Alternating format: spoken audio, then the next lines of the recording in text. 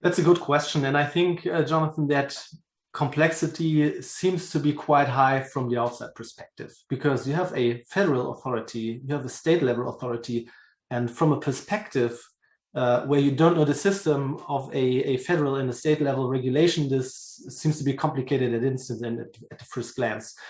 From the inside perspective, there's a very clear and established split of competences between the federal authorities and the state level authorities.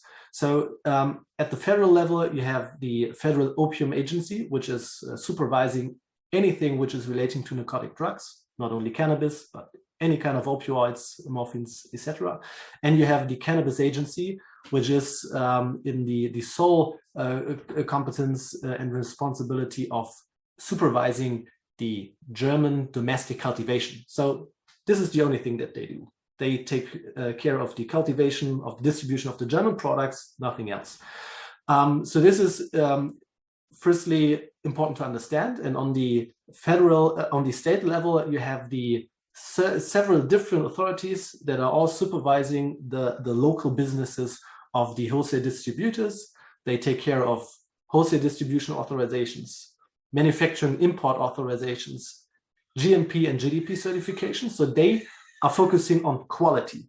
Federal level is security and safety, and the state level is all about quality.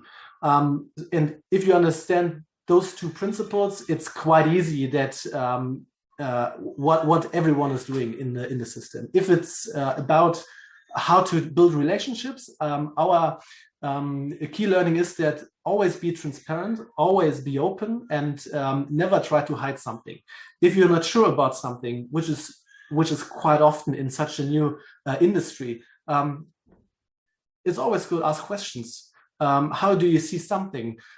Make an appointment, come to the table and present a project model that you have elaborated on and ask whether the authorities are okay or not. So we always are very transparent and open in our communications, and we learned that this always brings us to a atmosphere that the regulators understand it is something that we are working together on.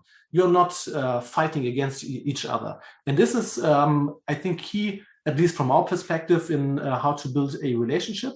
And we see that at least pre-pandemic, there were some regulators engaging in expert conferences. So you could ask them questions, you could elaborate on how they see it, for example, in the Cologne area. And you can adopt how should things look in our area, where, for example, the local authorities were not really used to the market. And so you have the ability to be very, very open and free and start conversations and really push each other to a level of knowledge and understanding of the market that everyone is very much happy about.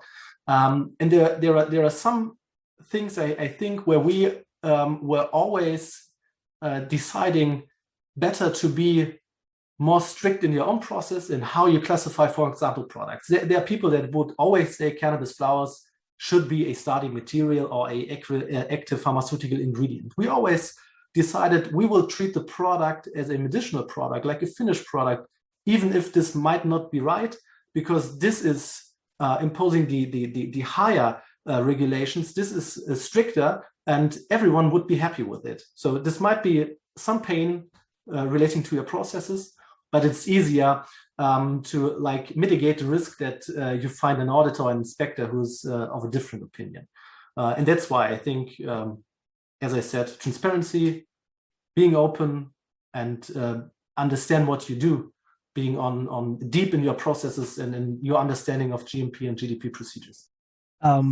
Jakob, I think one further topic, at least what you always tell me about it, is also very important. It's that you are kind of in the system. So what it means, if you have like a entity within Germany that is, for example, licensed, and you have, specific and case by case questions, models, concepts, structures that you'd like to discuss with the authorities, they are very, very open for it. But especially in like 2017, 2018, and 2019, where there were like the big tender process of the cultivation of domestic cannabis, we heard that there were like so many questions to BfArM, to Cannabis Agency. And actually, many, many people just didn't do their homework, because you can, by just simply reading sometimes boring, but law texts about this system, you can be very well prepared.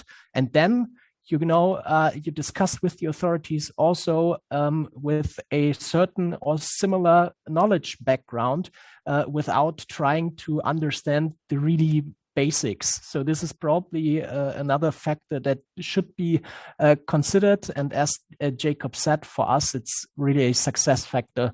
If we have also sometimes new ideas, we can discuss them with the authorities, but you need to be precise. Yeah, being precise and very concrete is very important. One example, if you want to start primary packaging of dried cannabis flowers, what would be a bad idea is call the agency and ask, I want to do primary packaging on cannabis flowers. What do I need? But you won't get an answer, or at least you would receive an answer that is not helpful. But if you present to the agency, I have a manufacturing authorization which allows me to do secondary packaging and some other activities. I now want to start doing primary packaging, and here we have a qualification plan for our clean room facility. We are not sure if we need a clean room D or E, and we are not sure if we need cleaning validation. Those are questions where they will say, okay, let's wait 2 weeks. I will think about it, and I will give you some helpful advice. And this will lead you to a relationship that if they come to the inspection, they already know what to expect, because they advised you on, and they are happy with how you realize the projects. And this is always key to be early in aligning on projects and on ideas, but being precise and concrete at the same time.